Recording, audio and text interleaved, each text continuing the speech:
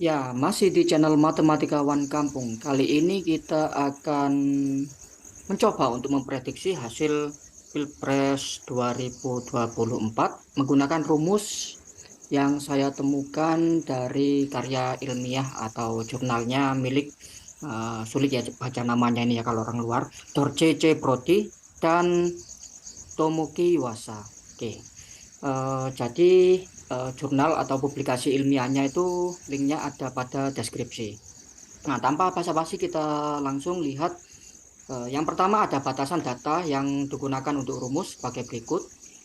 Oke, jadi batasannya tuh persentase, kita butuh data persentase pendukung setiap kandidat saat ini atau kadang bisa dikatakan elektabilitas ya. Terus ada yang namanya tingkat pengungkapan informasi simpang siur lah. Informasi simpang siur ini bisa apa? Ada rumor ya kan? Rumornya atau mungkin apa ya pencitraan ya kan? Terus apalagi misinformasi, terus ada spekulasi. Nah, intinya informasi yang ya kan kebanyakan kan ada yang misalnya menurut ahli ini, menurut ahli itu, atau perdebatan ini, perdebatan itu kan tidak bisa ditemukan informasi atau fakta yang sebenarnya ya. Jadi ada yang namanya informasi simpang siur. Atau kalau mungkin di bahasa Inggrisnya leb- eh, noisy information ya kalau di bahasa Inggris. Tapi saya terjemahkan jadi simpang siur. Terus sisa waktu sampai pemilu atau pemilihan dalam satuan tahun. Oke, itu yang dibutuhkan untuk di rumus ini ya, di rumus apa prediksi apa ini pendukung banyak pendukung. Oke, atau perolehan suara. Sip. Jadi kita lanjutkan. Nah, selanjutnya adalah prediksi perolehan suara kandidat ke I ya. Pada T tahun ke depan bisa dihitung menggunakan rumus itu ya. Di sini disimbolkan sebagai pi i t, kandidat ke I dengan waktu T. Pi-nya ini bukan pi di rumus lingkaran ya, tapi memang sama apa? Tadi sama siapa tadi? Borjit siapa sih lupa saya. Yuasa ya. Bentar. Hmm, Oke, Dorje C. Brody itu sama Tomoki Iwasa itu disimbolkan sebagai pi. Pi di sini bukan dari rumus lingkaran. Oke, kita lanjutkan seperti itu. Untuk ESP mungkin yang belum tahu, kalau ada EXPX itu setara dengan penulisan E pangkat X. Untuk E itu bilangan Euler, biar apa bentuknya nggak semakin rumit ya, ada pangkat-pangkatnya ditulis ESP seperti ini biasanya. Tapi ya itu artinya. Sip. Kalau gitu kita lanjutkan apa saja itu. Untuk P-nya kita sudah tahu yaitu perolehan suara. Oke, untuk PI itu adalah persentase pendukung ke I saat ini atau elektabilitas kandidat ke I saat ini. Kemudian ada sigma di sana, yaitu tingkat pengungkapan informasi tadi, yang informasi yang simpang.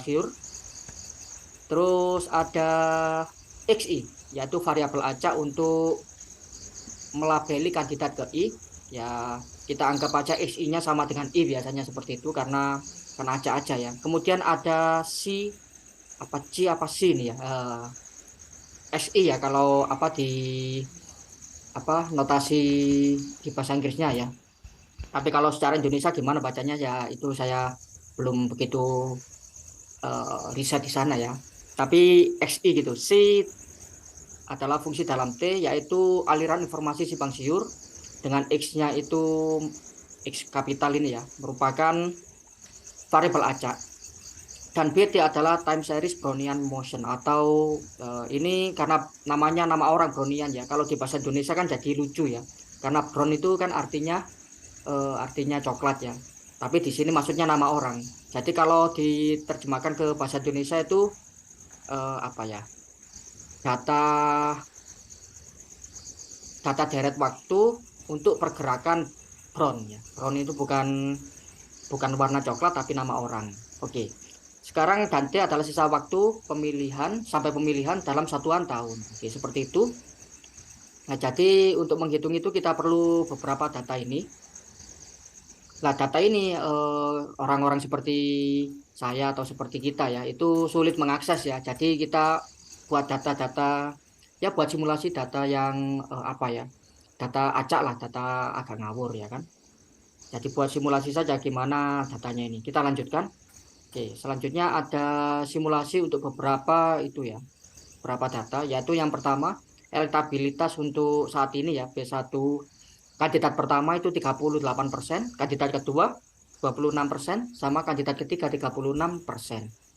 Ya, kira-kira dibuat seperti itu biar selisihnya nggak jauh-jauh. Kita asumsikan gitu aja karena kita nggak pegang data real atau validnya untuk saat ini ya.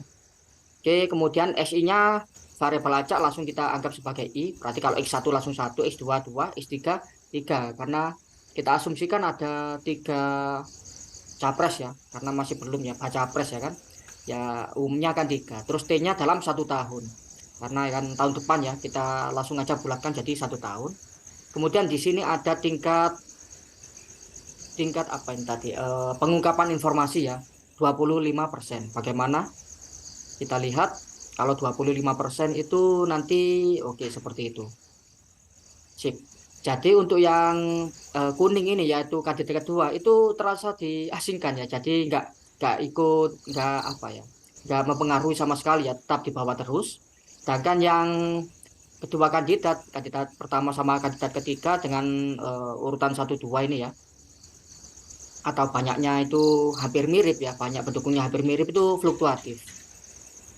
Tapi di terakhir di 1 tahun ini nggak berubah urutan elektabilitas awal. Tapi kalau misalnya apa ini ya dimajukan ya misalnya pemilunya dimajukan sampai sini ya sampai 0,7 tahun ini ada kemungkinan untuk kandidat ketiga itu bisa menang.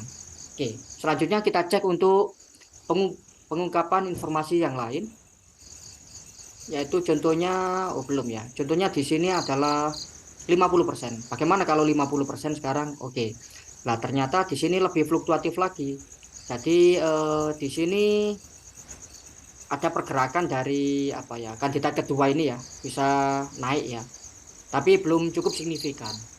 Jadi caranya gimana biar caranya kandidat dengan elektabilitas yang sekarang terendah itu bisa menyaingi dua kandidat lainnya, yaitu dengan menambahkan tingkat pengungkapan ya. Tadi kan 25%, sekarang 50%. Sekarang kita cek untuk yang 75%. Bagaimana?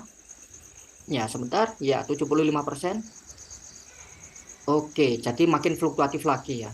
Nah, di sini kita bisa lihat ya, kalau misalnya di antara 0,9 sampai 1 tahun ini, itu kandidat kedua atau yang sekarang elektabilitasnya itu paling rendah, itu malah bisa menyaingi yang kandidat pertama, ya kan? Yang merah ini kandidat pertama, yang awalnya elektabilitasnya ternyata paling tinggi.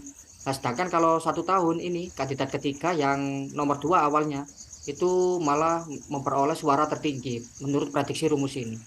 Oke, kita lanjut. Bagaimana sekarang kalau 100% untuk tingkat pengungkapan informasi yang simpang siur tadi? Oke, jadi di sini kalau misalnya ada kemungkinan untuk kandidat kedua itu bisa menang kalau pemilunya itu diajukan 0,9 tahun ya, sekitar itu ini bisa menang di sebelah sini. 100% itu ya belak-belakan ya, kita ungkap semua kan gitu. Oke, selanjutnya ada untuk pengungkapannya 110%. Wah, jadi ini pengungkapannya itu ya dilebih-lebihkan. Oke, jadi kita lihat kalau di 0,9 tahun ini ternyata bisa menang yang kandidat kedua dengan sekarang elektabilitas terendah, dan juga di 1 tahun ini menang tipis loh di atas ini yang kuning ya, di atas semuanya ya kalau dalam waktu 1 tahun. Jadi untuk informasi simpang siur kebaikan kandidat kedua ini sedikit dilebih-lebihkan, jadinya dia bisa itu ya, tapi di antara informasi itu nggak semuanya bohong ya, cuma dilebihkan aja ya. Ya mungkin atau pencitraan atau apa seperti rumor yang baik-baik ya kan. Nah, contohnya kita lihat seperti ini. Kalau dirumorkan yang kandidat kedua dengan elektabilitas terendah itu rumornya baik-baik dan juga dilebih-lebihkan sampai tingkat pengungkapannya 110%, itu masyarakat akan melakukan verifikasi istilahnya seperti itu ya. Jadi kan karena kandidat dengan apa ya, persentase paling kecil mungkin ya naiknya biasa aja, tapi di sini yang kandidat kedua itu malah naik ya, dan kandidat pertama tuh malah turun. Itu ini pertama masyarakat mendapat berita seperti itu akan mencoba melakukan verifikasi seperti itu. Jadi verifikasinya itu ya biasa ya, mungkin perdebatan ya kan. Jadi perdebatan antara dua kandidat yang apa di atasnya kandidat kedua ini ya, yang mempunyai pendukung lebih banyak itu akan mendebat seperti itu ya. Paling kecil aja bisa seperti itu. Makanya yang paling besar biasanya apa ya, image-nya akan anjlok. Terus ada beberapa yang pilih aman, bukan beberapa, banyak mayoritas pilih aman.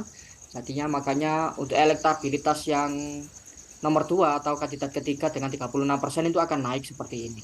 Pada awal-awal sampai kebenaran dari informasi itu banyak yang terverifikasi ya. Makanya dia fluktuasinya nggak terlalu banyak untuk yang kandidat kedua yang tadinya paling kecil itu elektabilitasnya. Nah, kira-kira seperti itu. Nah, untuk kesimpulannya di sini ternyata dari ini banyak yang asumsi ideal ya sebenarnya ya. Jadi diasumsikan untuk simulasi ini itu nggak ada golput, juga nggak ada apa ya, politik uang ya, atau mungkin suruh pilih kasih uang, nggak ada gitu kayaknya. Murni dengan pengendalian informasi ini ya. Jadi dengan pengendalian informasi yang tepat itu kandidat dengan sekarang elektabilitas terkecil pun bisa menang di 1 tahun ke depan seperti itu.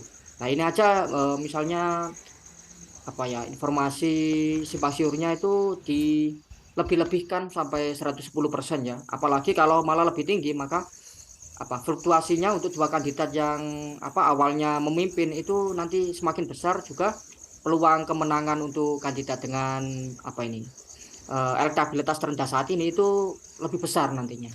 Oke, sekian untuk video kali ini. Semoga bermanfaat. Selamat belajar dan sampai jumpa di video lainnya.